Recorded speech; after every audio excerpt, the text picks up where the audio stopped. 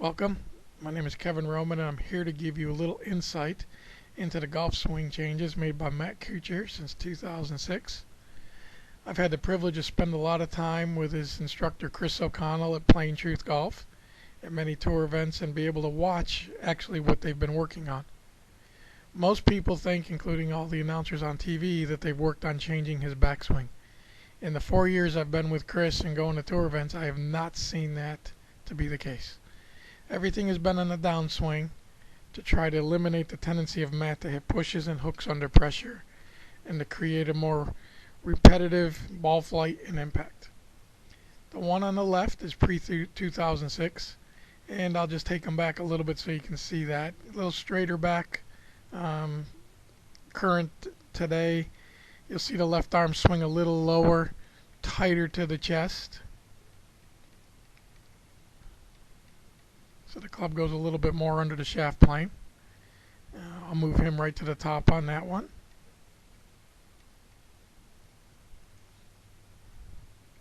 And then his original in 2006. Yes, the left arm is slightly higher in that position than original, but it wasn't really by design to change that. He's still on the left is what we term a one-planer, which is the left arm is at or below the shoulder plane. Just a little bit more below in his current swing, but by our definition, it's still a one-planer. A one-planer doesn't necessarily swing on one plane all the time throughout the swing, and that's the misconception of what our definition is. So we'll clear these here. Now coming on the downswing, you'll start to see some changes. The old swing, the club got back to the shaft plane, as does the current swing. Okay, but a couple of the changes you'll notice is how much deeper and pulled out of the way and open his hips are. You can see his left rear end cheek starting to appear more out of the way, where on the left one he had more of a hip slide. You can even see the leg, his front leg on the right picture popping out behind versus on the left a lot more lateral slide, which becomes very apparent in the next few sequences. If we look coming down, bring him to impact, you'll see how the club really never drops below the shaft plane line for him, which eliminates the tendency to miss it right and left. Matt's preferred ball flight now is a slight fade versus before it was more of a draw. If we look at his previous swing on the downswing, you can see how high the handle gets compared to the yellow line. The club head is a lot more under the shaft plane line, and those two positions are very similar.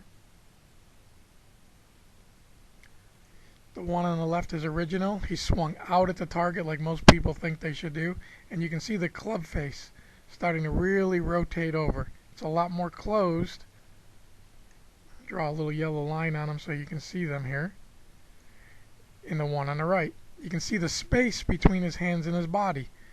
That creates a club face with a lot of rotation. Take it another frame in each one, and you can really see how rolled over and flat closed that club face is on the left, his original. Look at how far his hands are from his body in this picture.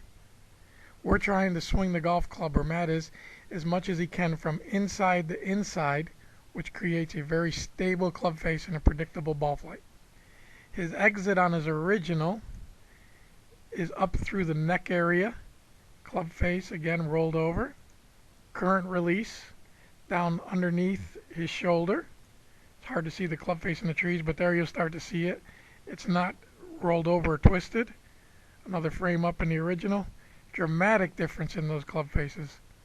You can see why Matt had an issue of hooking and pushing back to back. It was just a lot of timing dependent in the golf swing. Bringing Matt all the way to the finish, high hands, chasing down the target line. A lot more around him, as tight as he can make it.